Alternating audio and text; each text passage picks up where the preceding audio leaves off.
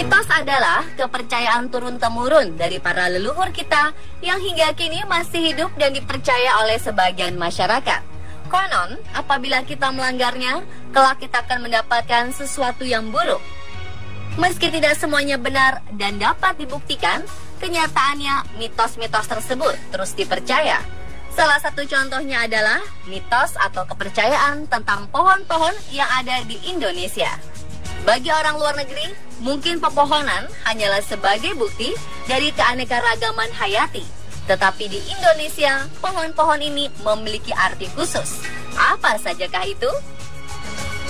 Boleh percaya atau tidak? Berikut ini, kami akan memberikan ulasannya dalam 7 mitos pohon yang masih lekat dengan orang Indonesia versi on the spot.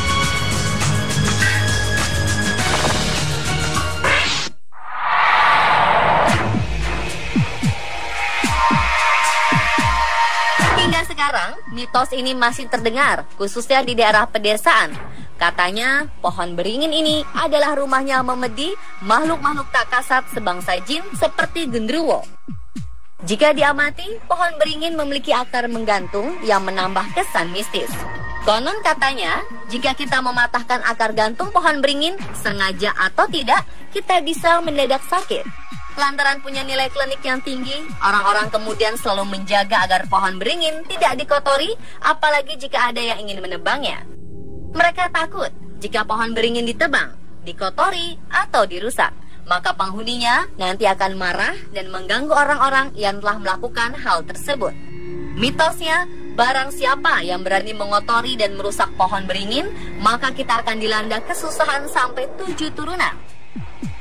Begitu juga halnya dengan menebang pohon beringin. Jika hal itu dilakukan, orang tua dulu mengatakan kita akan terkena kutukan miskin sampai 7 turunan.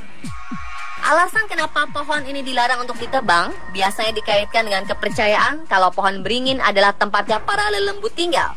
Makanya ketika ditebang mereka bakal marah dan kemudian membuat pelakunya menderita kesusahan dan kemiskinan sampai ke anak keturunannya.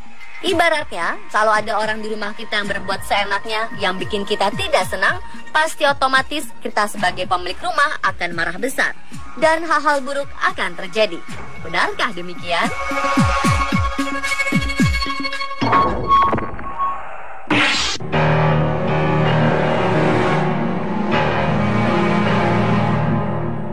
Pohon pisang juga seringkali dikaitkan dengan berbagai mitos.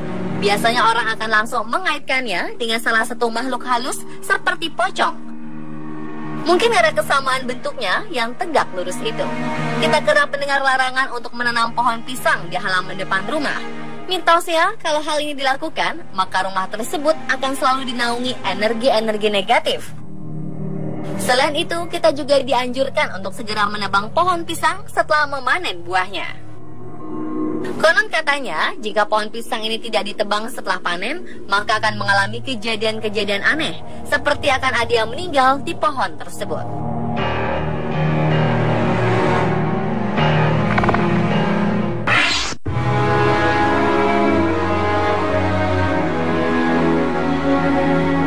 Ada banyak sekali alasan kenapa seseorang susah mendapatkan jodohnya. Lantaran karena alasan ekonomi, penampilan, hingga sifat-sifat individu orang itu sendiri. Tetapi, jika seseorang sudah mempunyai kualitas yang bagus, namun masih saja sulit mendapatkan jodoh dan terus menjomblo, jangan-jangan ada sesuatu hal yang membuat seret jodoh. Mitos yang satu ini misalnya, ada yang mengatakan jika kita tinggal di rumah yang ada pohon bougainvillea, maka jodoh kita akan terhalang. Konon, ketika pohon ini berdiri mesra di pelataran sebuah rumah, maka salah satu penghuni rumah tersebut bakal susah mendapatkan jodohnya. Tentu saja ini hanyalah mitos yang tak wajib untuk dipercaya, karena jodoh dan takdir adalah rahasia ilahi. Tetapi bagi yang kebetulan kondisinya pas, sedang susah mencari dan mendapatkan jodoh, dan mempunyai pohon satu ini di perkarangan rumah, mungkin mitos ini bisa jadi pertimbangan. Mungkin bisa membantu mensugesti Anda untuk lebih terbuka dan lebih giat mencari jodoh.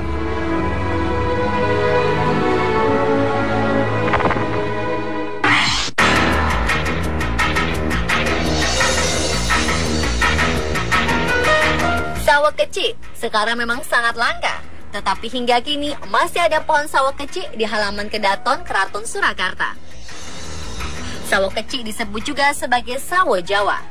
Bagi masyarakat Jawa, tanaman bernama Latin Manilkara kauki ini sering diidentikan dengan singkatan sarwo becik atau yang berarti serba baik. Diharapkan yang menanam dan yang mempunyai tanaman ini di rumahnya akan selalu mendapatkan kebaikan. Mitos beredar jika menanam pohon sawo kecik pengaruhnya sangat baik untuk mengangkat derajat dan kewibawaan buat si empunya tanaman. Warga sekitar akan merasa hormat kepada kita karena energi positif yang dipancarkan ke lingkungan sekitar membawa aura yang bagus. Kabarnya, buah pohon ini juga sangat digemari oleh putri keraton karena buah sawo kecik merupakan pengharum alami bagi para putri keraton. Bila memakan buah ini, keringat, napas, dan juga air seninya akan menjadi harum.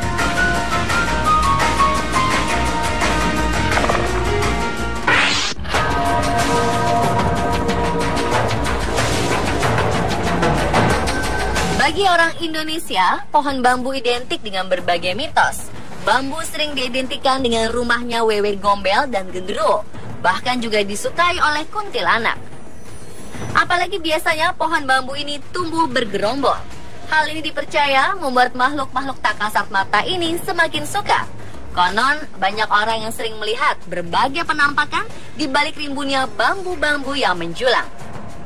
Mitosnya, kalau ada anak yang bermain-main di dekat gerombolan pohon bambu saat maghrib, maka anak-anak tersebut akan menghilang karena mereka diculik oleh makhluk halus tersebut. Tetapi tentu saja memang sebaiknya anak-anak tidak bermain saat waktu maghrib tiba. Terdengar begitu seram mistis tentang pohon bambu ini. Namun tidak semua jenis pohon bambu berkaitan dengan hal-hal yang negatif. Pohon bambu yang diidentikan dengan hal negatif adalah pohon bambu biasa. Karena konon, jika pohon bambu kuning malah aman dan mitosnya justru membawa energi yang positif bagi rumah. Banyak pakar yang mengatakan, keberadaan bambu kuning akan membuat penghuninya sejahtera secara ekonomi. Tak hanya itu, bambu kuning juga dipercaya mampu menangkal sihir-sihir dan makhluk-makhluk halus yang negatif.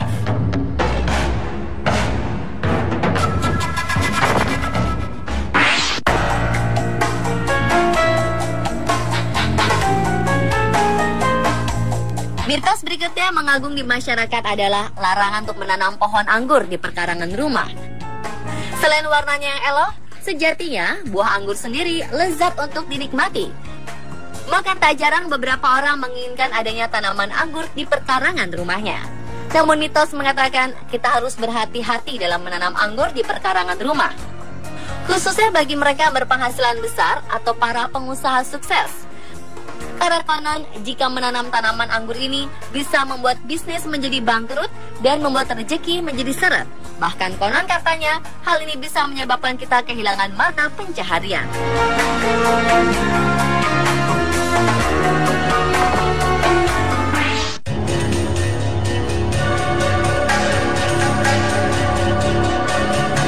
Yang terakhir adalah mitos pohon kelor. Pohon yang cukup populer di masyarakat Indonesia ini ternyata tidak hanya membawa manfaat bagi kesehatan, namun juga memiliki berbagai cerita mistis yang melegenda. Pohon kelor diyakini mampu menghancurkan pengaruh negatif yang ditanam pada tubuh seseorang, seperti mampu menangkal serangan dari ilmu santet atau guna-guna. Mitos juga mengatakan kesakitan yang berasal dari ilmu hitam akan hilang jika berhadapan dengan daun kelor. Dengan sedikit saja mereka terkena sentuhan daun kelor, maka secara psikologis kekuatannya akan runtuh dan akhirnya akan lemas dan ambruk. Bahkan ada juga yang percaya jika ada seseorang menderita sakit dan tak kunjung meninggal, maka untuk melepas kesakitannya itu harus dilepas dengan daun kelor. Konon kita diharuskan untuk menyapu daun kelor ke seluruh tubuh untuk menghilangkan benda mistis yang masih menempel di tubuh. Tak hanya itu, kabarnya pohon kelor ini juga bisa menangkal kekuatan dari makhluk-makhluk halus. Di zaman yang sudah maju seperti sekarang ini, terkadang kita masih bisa menemukan rumah yang di atas pintu utamanya ditaruh sekat daun kelor sebagai penolak bala.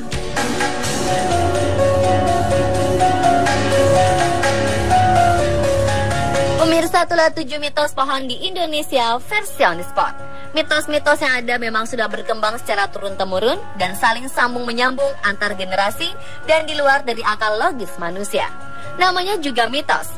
Tentu saja hal ini dikembalikan kepada pribadi masing-masing untuk percaya atau tidak tentang hal tersebut.